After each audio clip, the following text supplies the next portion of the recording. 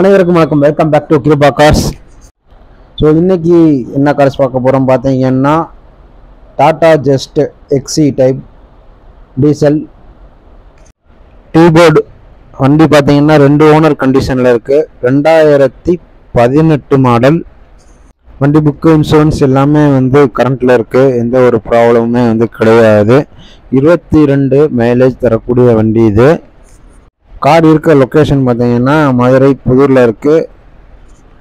Car பார்த்தீங்கன்னா ஃபாஸ்டாகில் attach பண்ணியிருக்காங்க. 2018 2 owner. April 5ஆம் தேதி 2026 வரை இன்சூரன்ஸ் லைவில் இருக்குது.